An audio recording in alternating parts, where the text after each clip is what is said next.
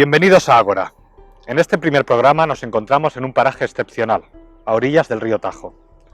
Aranjuez, una villa histórica, patrimonio de la humanidad, cuya arquitectura bien podría remitirnos a las ágoras griegas o a los foros romanos. Y en este marco tenemos el placer de tener con nosotros a nuestro primer invitado. Escritor, periodista, consultor de comunicación, corresponsal de guerra en conflictos como la Primera Guerra del Golfo, los Balcanes, Ruanda o Afganistán. Ha dirigido durante 10 años el programa Punto de Mira en Antena 3 Internacional. Todas estas facetas hacen de ti un auténtico hombre del Renacimiento. Antonio Izquierdo, buenos días y bienvenido. Buenos días y gracias. Nunca me habían apelado así. Como hemos visto, eres un hombre polifacético, Antonio. Así que para ir por partes, me gustaría comenzar preguntándote por el Antonio escritor. Empecemos por tu primera novela, La mitad de los pecados, que fue finalista en el Premio Azorín 2010. Háblanos de La mitad de los pecados, Antonio, y de lo que representó para ti esta primera novela. La mitad de los pecados es una reflexión que yo quise hacer sobre la envidia, que me parece el pecado más cruel para quien la siente.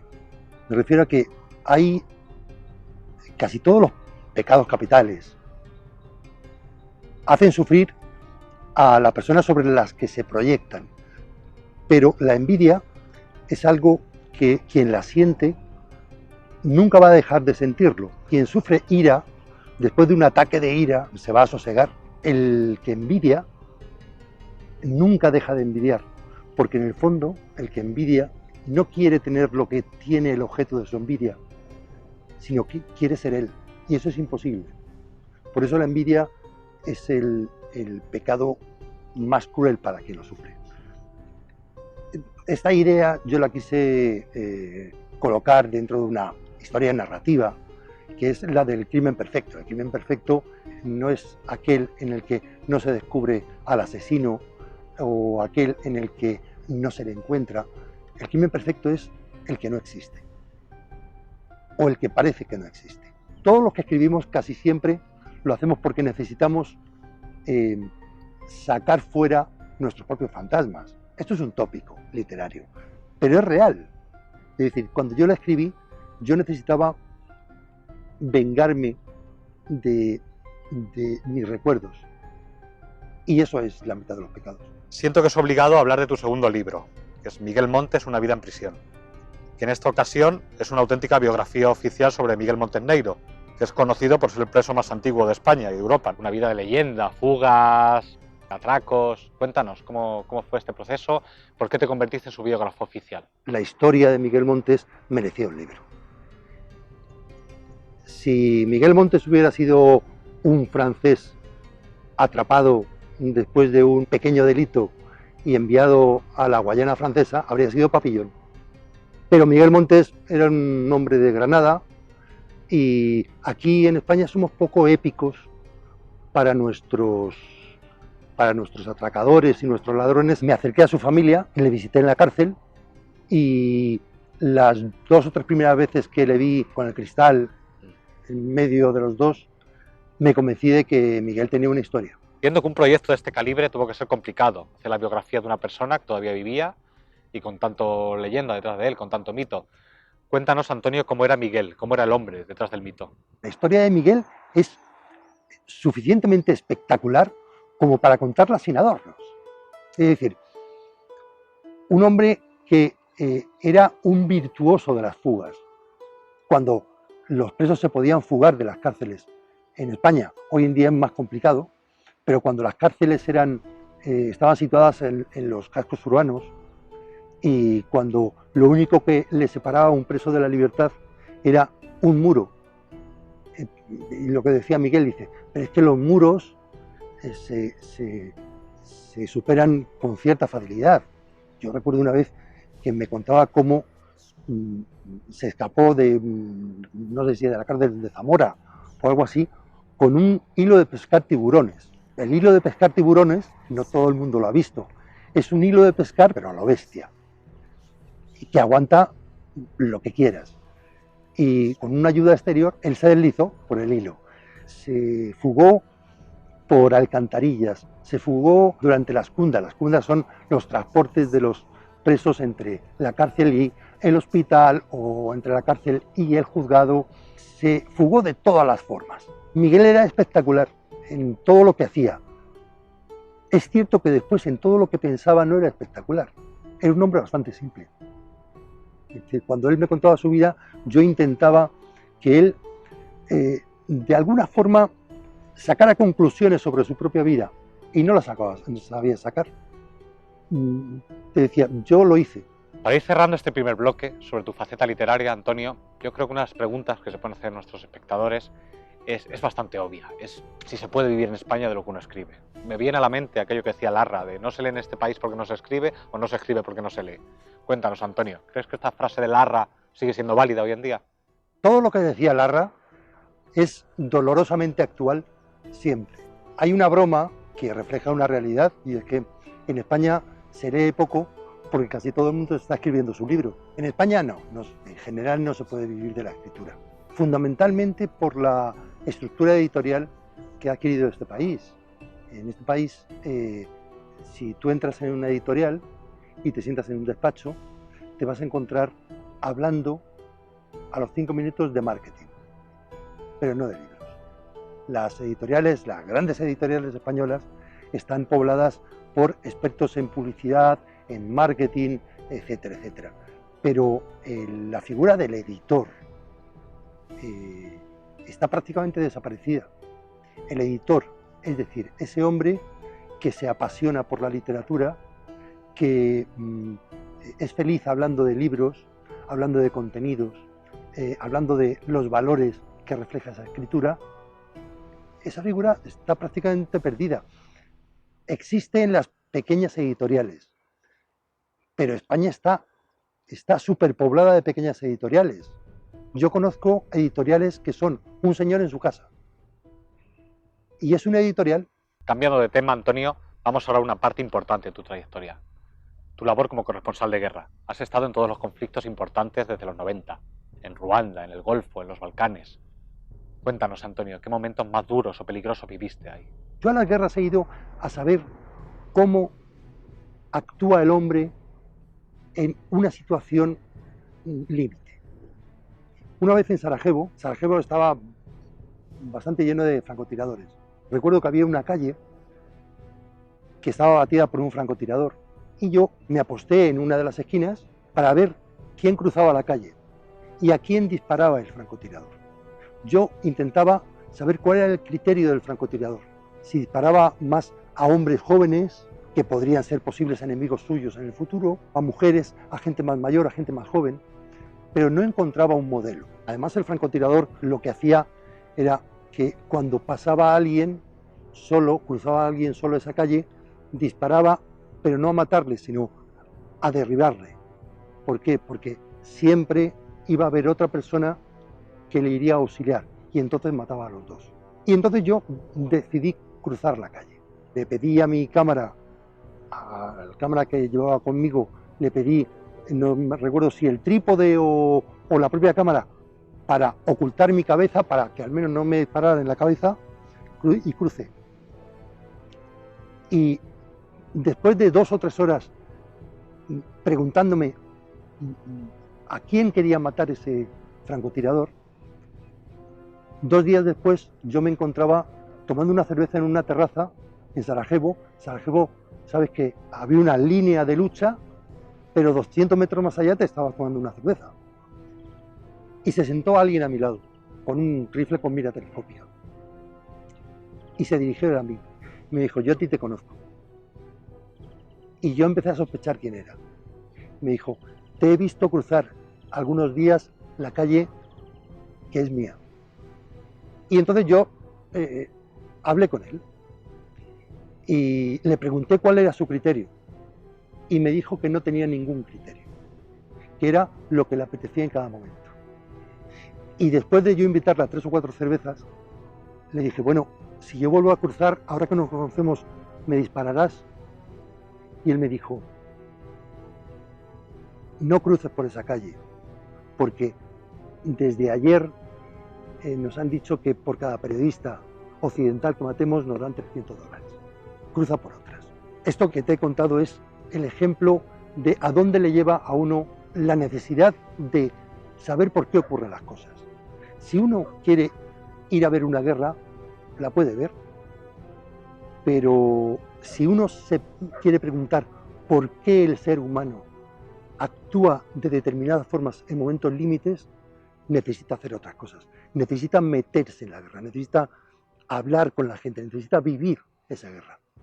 Yo recuerdo en Somalia, en Mogadiscio, íbamos mi cámara y yo y nos encontramos con un somalí que al vernos dijo: periodistas, ¿queréis ver lo que es la guerra? ¿Queréis ver cómo mato a alguien? Y dijimos: no queremos ver cómo haces tú la guerra. Y en ese momento pasaba por ahí un chico de 15 años, que no tenía nada que ver con... Iba mirando al suelo. Y este somalí le cogió del cogote y le hizo ponerse de rodillas y dijo, y sacó una pistola y se la puso en la nuca y nos dijo: grabad y vais a ver cómo es la guerra, lo fácil que es matar aquí. Mi cámara le estaba grabando al somalí. El propio visor de la cámara le alejaba a mi cámara de la realidad. Le dije: deja la cámara en el suelo para que él vea que nosotros no vamos a grabar un asesinato. Y la dejó en el suelo. Y el somalí dijo: pero lo tenéis que grabar porque si no, no vale de nada que yo mate al chico. Y nosotros dijimos: nosotros no vamos a grabar nada. Dejamos las mochilas y todo en el suelo. Y quisimos irnos. Y nos dijo: no os vayáis porque entonces os mato a vosotros.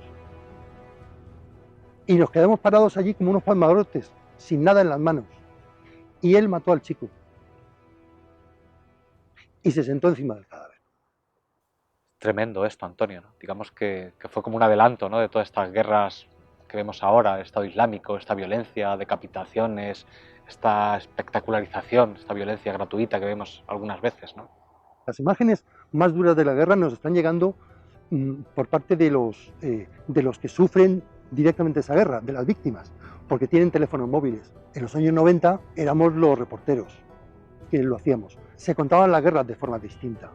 Y una vez, también en Mogadiscio, cuando llegaron los marines norteamericanos y dijeron: ya hemos controlado Mogadiscio, yo veía que eso era mentira, que ellos tenían controlado lo que era su embajada y el aeropuerto.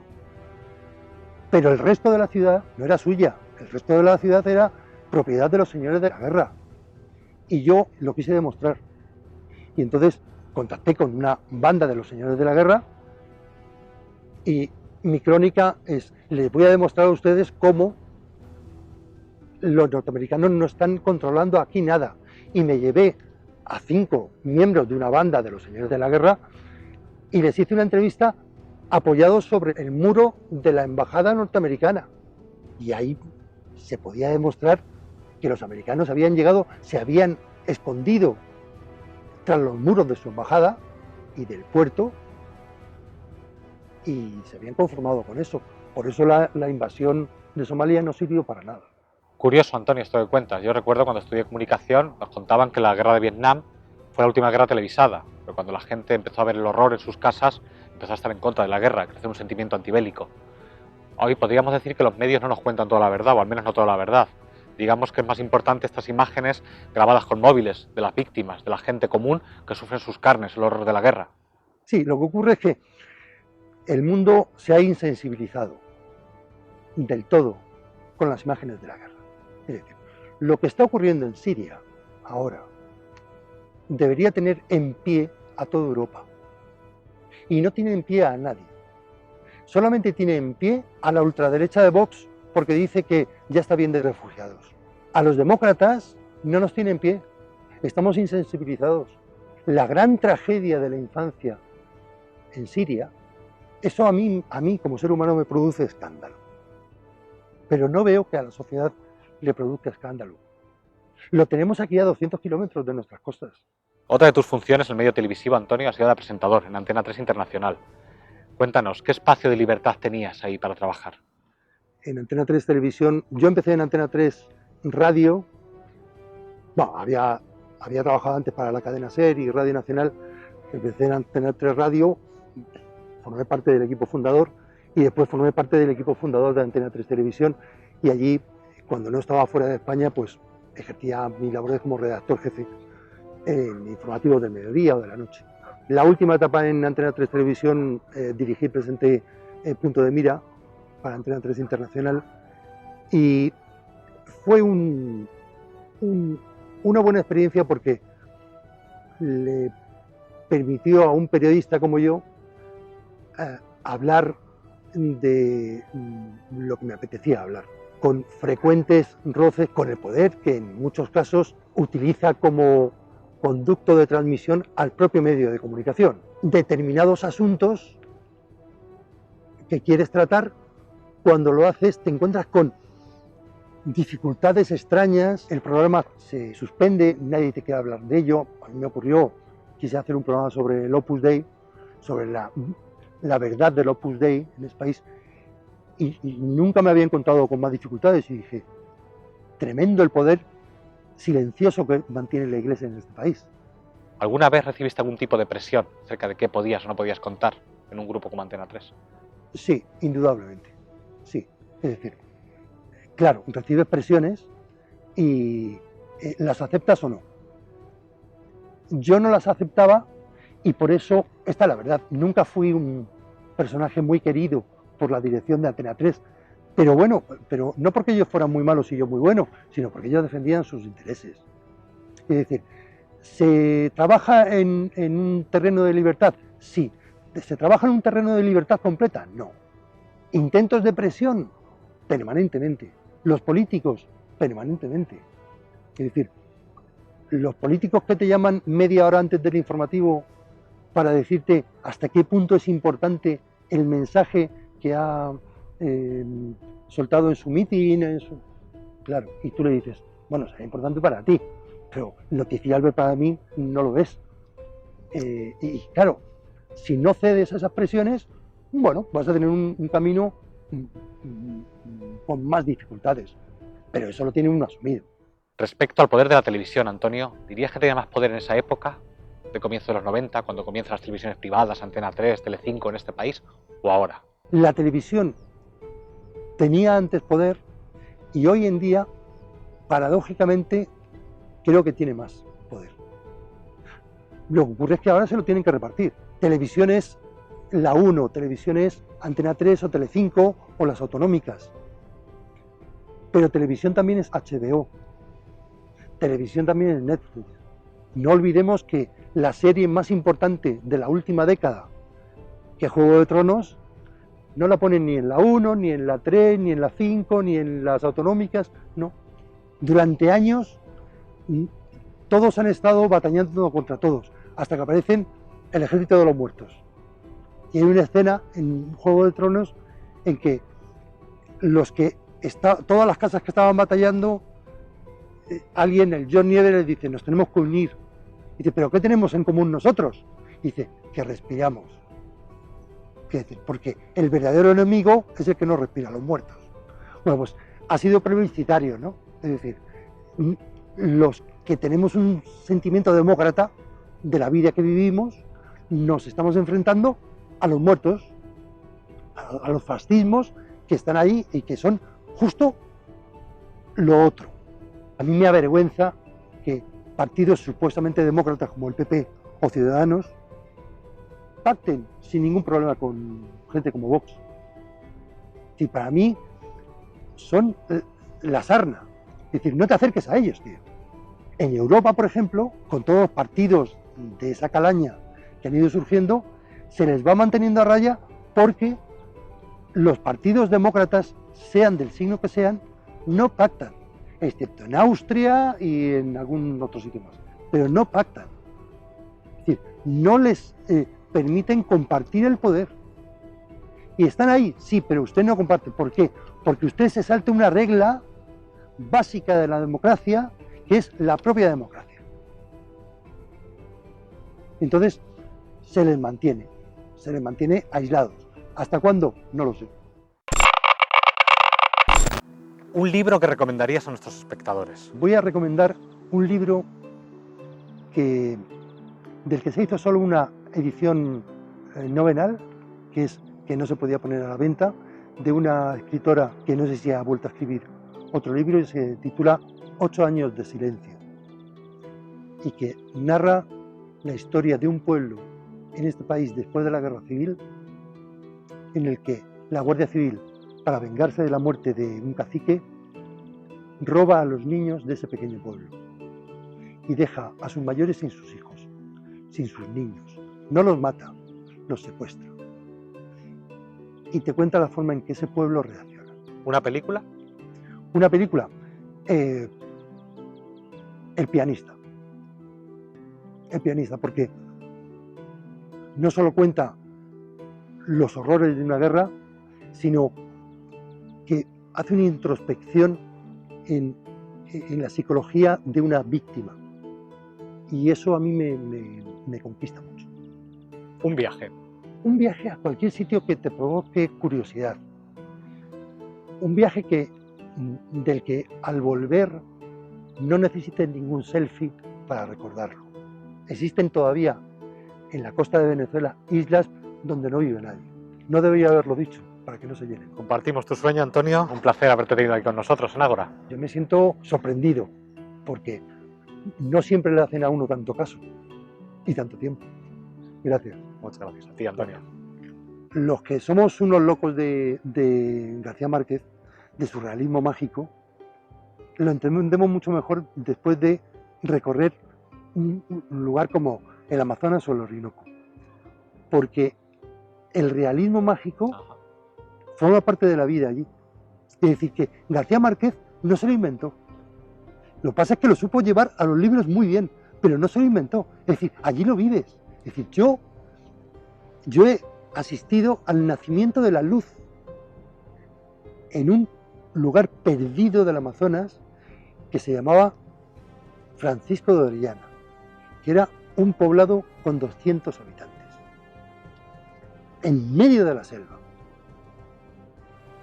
Y yo vi cómo por primera vez en la historia de ese pueblo se encendió una luz, una bombilla, porque habían comprado un generador. Entonces pusieron, yo decía en la calle, no había calles, entre las chozas, pusieron lo que nunca había habido, que era una ristra de bombillas. Y entonces el alcalde del pueblo, que se llamaba Jesucristo, juntó al pueblo, y su mujer, ¿sabes cómo se llamaba? María. Milagro. Se llamaba Jesucristo y Milagros. Bueno, pues, y esto es real. Esto yo lo tengo contado en un relato. Digo, se van a creer todo el mundo que me lo invento, pero esto es real.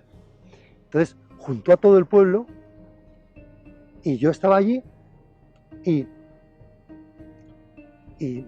a mí me daba un poco, porque era un acto tan íntimo del pueblo que yo decía, bueno, prometo no contarlo a nadie para que... Y me decía, usted tiene que contarlo, porque será la única prueba de que esto ha ocurrido esta noche. Entonces, el pueblo por la noche, en la total oscuridad, los habitantes, los 200 habitantes reunidos, entonces Jesucristo le dice a una niña que tenía de la mano, cuando yo te diga, aprietas este interruptor. Y la niña, una niña de 3 años, lo apretó y de pronto nació la luz. Para ellos, claro. Nació la luz de las bombillas. Te sentías como García Márquez en Macondo. Claro, es decir, y hubo baile esa noche por la luz. Bueno, es decir, ese tipo de experiencias son puro realismo mágico. Puro realismo mágico.